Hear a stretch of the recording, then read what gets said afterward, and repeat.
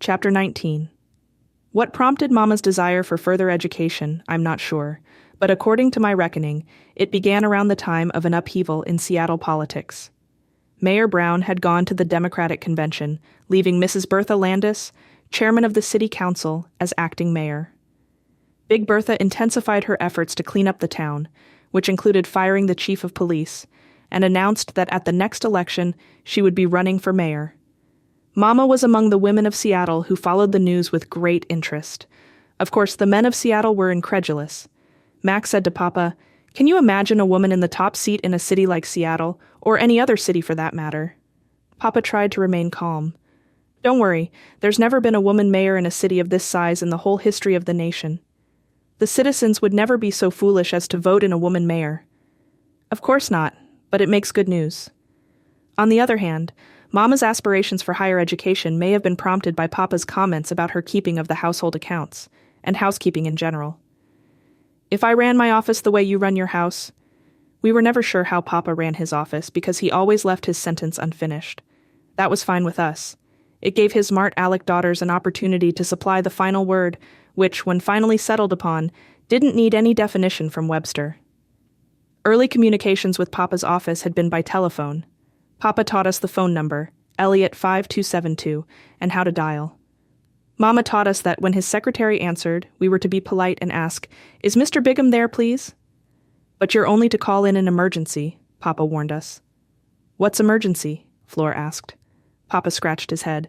"If Mama faints or you fall out of a tree or break a leg or..." Papa had evidently come to the end of his concrete examples, so he tacked on, "or something of that nature." It was just the loophole little lawyers' daughters always looked for. We called often. "Hi, Papa, we've got an emergency. Would you bring home a quart of ice cream?" We looked forward to our first office visit with high expectations. Papa had given glowing accounts of his secretary, Miss Setterland. We girls called her Miss Lettersend. According to Papa, she typed 1,000,000 words a minute, could divide and multiply billions by trillions, and was a Cracker Jack speller. I didn't know what a speller was, but I knew what Cracker Jack was. Because of Papa's Gold Star recommendations, I pictured a glowing room, soft music, and heaping dishes of caramel popcorn, with prizes. It made me wonder why Mama promised that, if we were good, she would take us out for a chocolate soda later. For the occasion, Mama had dressed us in our best fluffy dresses. We rode the streetcar over town. Mama still hadn't learned to park on a hill. As we girls sat together on the rear seat, Fleur speculated about Papa's secretary. "She'll be wearing a beautiful dress, like the ones in the closet off the bathroom. And a big hat with fluffy feathers," Dora elaborated. "And lots of gold watches. She'll sweep open the door and greet us. And how are Mr. Bigham's dear Pacific Coast babies?" When we arrived at the Coleman building, we took the old rickety elevator to the second floor and found the door marked 218. As Mama opened it, we braced ourselves in anticipation. There was no Pacific Coast babies welcome. Our only greeting was a loud clattering that we knew for sure was not a radio. Mama spoke hesitantly. The clattering stopped. Mama introduced us to the only person in the inauspicious room. "This is Miss Setterland, Papa's secretary. She's typing." This woman, who Fleur later admitted had probably never in her life attended a closet off the bathroom showing, gave us a brief nod. We bowed, the clattering resumed, and with that, Mama ushered us to seats along the wall and told us to wait until she was through with her errand. We sat in agony, searching the high ceiling with its unadorned light fixture and the walls lined with huge and ancient books. Periodically, my eyes darted to this strange woman who had hardly lifted her head to greet us. Her countenance was as unfriendly and uncompromising as Miss Knight's. All the while, her fingers performed acrobatics on a black machine. It's like playing the piano, I thought, only without the music. We had begun to fidget when Mama returned and ushered us out of the office and down the street to the ice cream parlor. As we slurped our chocolate sodas, Fleur remarked, "I'm glad that Mama doesn't run our house the way Papa runs his office." Mama still seemed edgy. "I think she is overrated." I was puzzled. Papa praised Miss Lettersend's spelling, but he criticized Mama's accounting. Maybe Mama was jealous. As I looked at sweet-spirited Mama and compared her with Miss Lettersend, I thought that she shouldn't be. What we all agreed on was that the final word for Papa's office was boring. On our subsequent visits, we spent little time in Mrs. Lettersend's domain. Papa consented to our requests that we be left under the supervision of the old, decrepit operator of the rickety elevator. We didn't know if this ancient cast-iron cage shook so badly because Mr. Alligator, Door's way of pronouncing elevator, shook so badly at the controls, or simply because of its mechanical failings.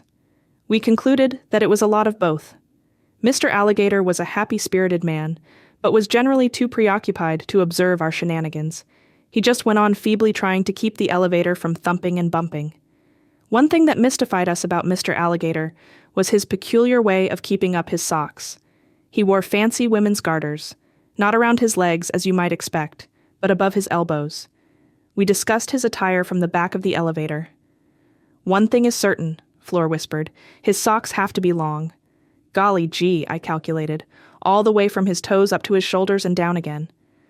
"I wonder whether he wears them outside of his underwear," Door pondered. "That would depend on what kind of underwear he wears," Floor offered. We all giggled. We knew about male underwear. We often saw Papa's hanging on the clothesline, segregated from our black bloomers. When we asked Mama about the garters, she told us that he wore them to hold up his sleeves. We didn't believe it. It was too simple. Mama had been talking education for weeks. One day she asked Papa, "What would you think about Mary and me going to night school at Broadway High School?" "I thought you already went to high school," I said. "I did," Mama replied. "Then why do you want to go back?" I asked in disbelief. To me, the object of graduation was to get a diploma and run. Mama explained that she had not only graduated from high school, but had also taken business courses which had prepared her to work for several years as a secretary bookkeeper. One of her prized possessions was a recommendation from a lumber company in San Mateo. She would take it out of the dark wooden box that sat on her dresser, unfold it carefully, and read. "Tenny Talbert has been an excellent employee, and she would still be working for the company, except that we are going out of business. You probably drove them out," Papa said, and inferred that the probable cause of bankruptcy was Mama's habit of keeping accounts on the backs of old envelopes. We girls, however, felt that the company's demise was more likely the result of Mama's handwriting. It was so small that we declared that we couldn't read it, and we doubted if anyone else could either. That didn't stop Mama. She wrote long letters to friends and relatives. It surprised us that she got answers back. I was in awe of Mama's recommendation. I had visions of her gliding around the lumberyard in the fancy attire from the closet off the bathroom. I imagined her keeping the workman's time using the delicately carved gold watches. Never in my life would I be able to attain such a career. Pop confirmed my suspicions. Inspecting my homework, he said, "You can't spell, and you sure as hell can't add and subtract. You'd better concentrate on marrying a rich man like your mother." Papa had obviously expected a retort from Mama, but her mind was on night school. "I won't have any trouble driving there. The traffic is light and I won't have to park on a hill." Papa still wasn't convinced. "Isn't Mary Bird worried about being out on the streets at night, what with all the rapists?" "Mary Williams says that if a woman minds her own business, she won't have any trouble." "Well then, if you have trouble, I'll know you weren't minding your business." When Mac heard the news, he remarked, "That's what you get for teaching your wife to drive. Next thing you know, she'll want to take a trip across the country." Papa set 2 blue mugs on the table. "What in thunder would she want to do that for?" "Well, you know how these women are. She'll probably want to visit her mother." "Ha! Tenny's mother lives in Los Angeles. Can you imagine her driving over the Sierra Nevada mountains?" Mac evidently could. "Give 'em an inch, and they'll want to drive over a mountain." Papa uncapped the slender brown bottle that he had brought up from the basement. "A mountain! She can't even park on a hill." Mac unwrapped the Limburger cheese. "What courses are they going to take?" "Mary'll probably study politics. As for Tenny, I hope she takes housekeeping and the fine art of mending socks. Those are areas where she could stand to make some improvement. Knowing her, she'll probably brush up on her office skills. I think she's jealous of my secretary." Papa was interrupted by the sound of cake pans banging in the pantry, which meant that it was time for Mac to go home. As it turned out, Mama banged so many cake pans in the pantry and served Papa so many cakes that he relented. On school night, she would bustle around after dinner, making sure that we were busy at the dishpan. Upon Mary Bird's arrival, she'd take off her apron, pick up her books, and out the door they would go, like 2 rollicking school chums. This worried me. Would Mama get so good at bookkeeping that she wouldn't need Papa anymore? Maybe she wouldn't even need us. As I washed dishes without Mama there, I thought of how lonely it would be if she ever became a great secretary like Miss Lettersend and went off to work in someone else's office. As the school year progressed, Papa told Mac that if Mama was taking bookkeeping, it was proving to be a waste of money. She still keeps household accounts on the backs of old envelopes. Household accounting was the worst time of the month. Papa had exacting guidelines. Bills paid on time in full, no balance due from last month, no installment plans. The only irregularities were 2 or 3 charge accounts, maintained for Mama's convenience. Papa's examination of the bills started out calmly enough, but by the end of the stack, he had blown his gasket. You economize in the wrong places. You won't waste a piece of paper to add up the accounts, but you spend $30 on a pair of shoes. From there, Papa went into his lecture about fly-by-nights who lived beyond their means, always over their head in debt, owing everyone, including the grocer, buying cars on an installment plan. I certainly hope that none of my children end up living beyond their means.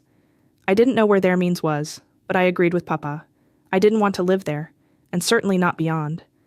Mama explained his actions. He needs a fanfare before he opens the checkbook.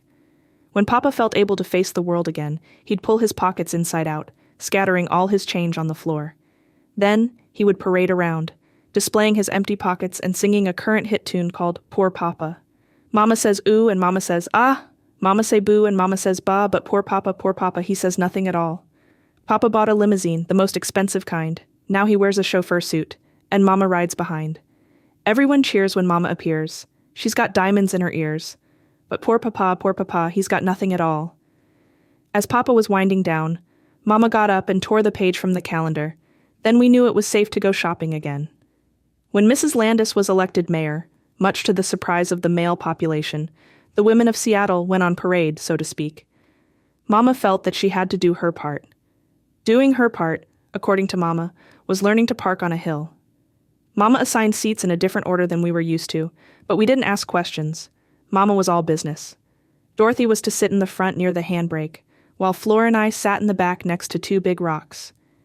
When we got downtown, traffic was light, so Mama had no difficulty finding what she considered to be the right parking place. When she was ready to stop, Dora grabbed the handbrake, and Flora and I found out what the rocks were for. "Jump out and put the rocks behind the back wheels," Mama ordered. We started to argue, but since Mama was stretched out horizontally, we did as we were told. It was not easy wrestling the heavy rocks, but it went through without any major incidents. When we came back and loaded our packages in the car, however, we discovered that Mama hadn't thought the whole thing through. She gave us instructions. "As soon as I get the car warmed up and moving, you girls grab the rocks, throw them into the back, and jump in." I was mortified at the idea. The sidewalks were bustling now. I could imagine people standing in amazement, watching us crouched behind the wheels as exhaust sputtered into our faces. What if we picked up the rocks too soon? Mama and Dorothy and the Buick would go careening down the hill, off the pier, and into Elliott Bay. Would Papa be mad about that? I could imagine him telling Mac. The Buick had a lot of miles on it, that's true, but it was still a perfectly good car. Mama had to twist my ear to get me to cooperate. She climbed in and started the motor. Everything went as I had anticipated, the sputtering, the exhaust, the people standing with their mouths open. Finally, we had the rocks in hand and began our run. Run, uphill with heavy rocks we could just barely lift. Mama was trying to keep the car crawling so we could catch up. Dorothy, like a newly liberated female, was hanging over the side, yelling, "If you kids don't hurry up, we'll leave you behind." Then Mama sputtered straight into cross traffic on the avenue, causing another traffic jam. Crazy woman driver. In the midst of all the honking, Flora and I finally struggled up with the rocks, hoisted them over the sides, and jumped in. By some miracle, Mama was able to sputter on. This time, Flora and I didn't wait until we got home to have our nervous breakdowns. What surprised us was that Mama termed the adventure a success. She didn't seem worried about trying it again. Every new trip was a challenge. Several times, I had to leave my rock by the curb and run. Once, Flora left hers right in the middle of the street. Flora upbraided Mama. "You're always telling us to act like ladies, and I don't think ladies should be running up the street lugging huge rocks," I added. "And young ladies don't look good with purple ears. And what would Papa say?" We soon found out. It was after we had so depleted the rockery that the whole hillside was in danger of sliding down the hill. Papa began to question us. I tried to explain. It's because when Mama is jumping the car up the... Mama clapped her hand over my mouth. Papa, the investigator attorney, was not to be put off. Finally, Mama confessed the whole thing. Papa was aghast. What if the girls picked up the rocks too soon?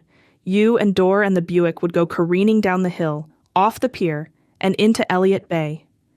As if Papa hadn't had enough, his next big discovery brought him even closer to having a revolt of his red corpuscles. He had finished his work in the office and had come to the elevator, where he had left us under Mr. Alligator's care.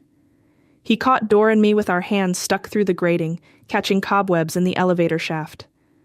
"My God, you could get your arms cut off," he shouted. After that, we were back to making telephone calls to the office. Following the parking incident, Papa bought Mama a new car, a 1927 Chevrolet. It was smaller than the Buick, which was a big advantage.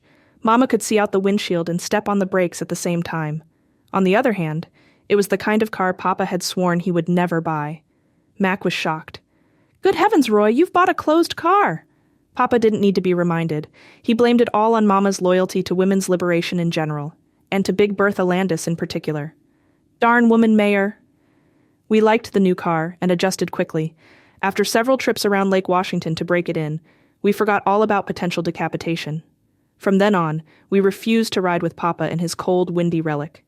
It was good for Papa. It helped him realize that we were living in the modern age.